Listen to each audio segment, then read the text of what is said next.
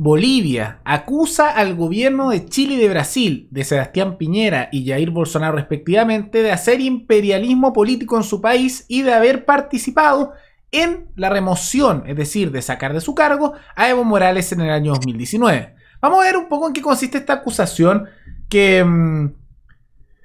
Vamos a ver si tiene algún fundamento, ¿no? ¿Y qué consecuencias podría tener si es que se justifica, se demuestra o ellos consideran que es realmente así? Porque está haciendo la acusación y va de la mano de una investigación política en la que el movimiento al socialismo, que es el partido gobernante, en este caso con el presidente Luis Arce, que sucedió a Evo Morales después del intermedio de Jeanine Áñez, están haciendo esta acusación y vamos a ver si tiene algo de fundamento, ¿no? Si es que realmente Chile, en mitad también de periodo de estallido, estuvo mandando cosas con su inteligencia y armamento bélico, aparentemente, de acuerdo a la acusación, para remover de su cargo a Evo Morales, al mismo tiempo que acusan a Brasil de lo mismo.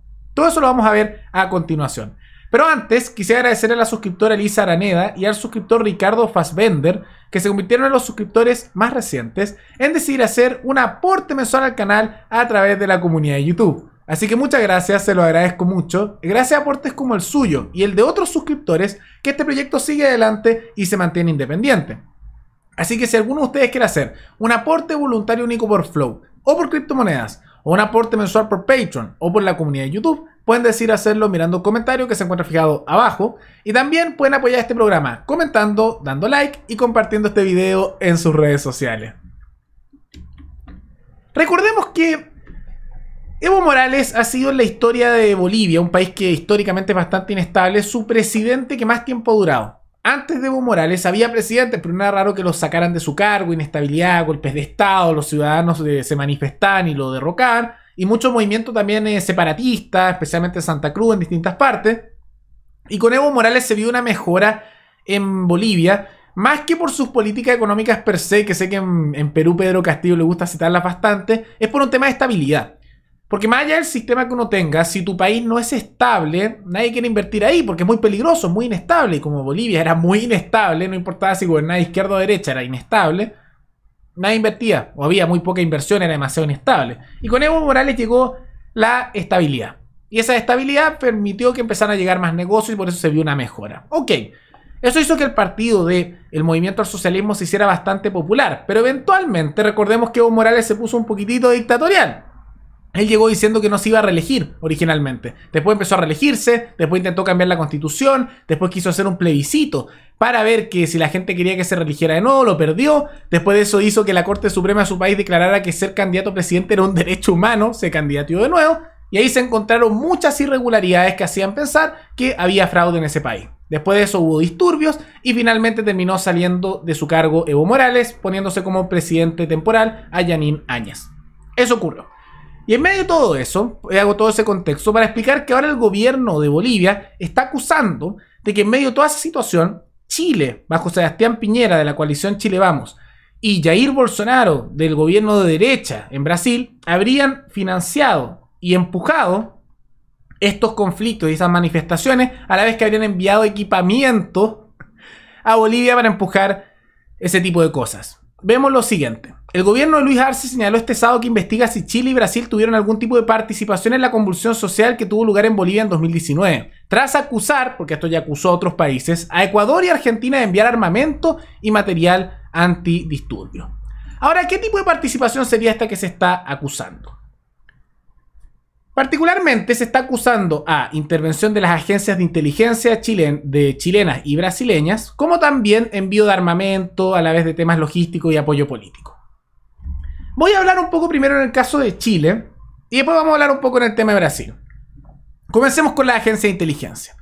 La agencia de inteligencia en Chile la conocía ANI, la Agencia Nacional de Inteligencia. Hace poco se reorganizó, etc. Y aunque la ANI de repente saca informes que algo muestran, por ejemplo la ANI mostró un informe unos 10, 11 días antes del estallido diciendo que iba a ocurrir eso porque se habían infiltrado un poco en los grupos de los que estaban organizando eso y advirtió lo que podía ocurrir en el metro. Más allá de eso, la ANI no es una institución que tenga, yo creo, la capacidad de andar metiéndose en otros países. ¿Por qué? Porque de repente saca un informe como eso, pero constantemente se quejan de falta de presupuesto, aunque eso no es normal, en el Estado todos piden, pero también no hacen muy buen trabajo. Ese informe del estallido es más bien la excepción que la norma. generalmente no tiene muy buen rol. A veces hay casos de corrupción. Hace poco también hubo un caso de que un miembro de la ANI, su hijo, estaba asociado a temas de la CAM en el sur de Chile con armamento militar. Entonces no es una institución muy buena. Yo diría que es una institución bastante deficiente. Bien poco sirve la ANI. Realmente la Agencia Nacional de Inteligencia chilena es bien mala. No hay realmente mucha capacidad ni para actuar a nivel interno. Y si en Chile ni siquiera funciona bien internamente, menos va a funcionar bien en Bolivia, ¿no? Por eso me parece poco probable que la ANI haya podido hacer algo y que Chile haya intervenido de esa manera, ¿no? Ahora, de Brasil me lo puedo esperar, porque Brasil sí tiene una estructura más antigua de agencia de inteligencia, y se sabe que Brasil, tanto en el periodo de Lula como ahora un poco en el periodo de Bolsonaro, tiene presencia política a veces y hace influencia en otros países. Entonces me puedo imaginar eso, especialmente porque el gobierno de Bolsonaro era bastante cercano al de Jeanine Áñez. Entonces no me sorprendería que haya intervención de agencias brasileras en Bolivia en ese momento, pero no me consta tampoco. Y respecto al envío de armamento o de equipamiento de disturbios, etc.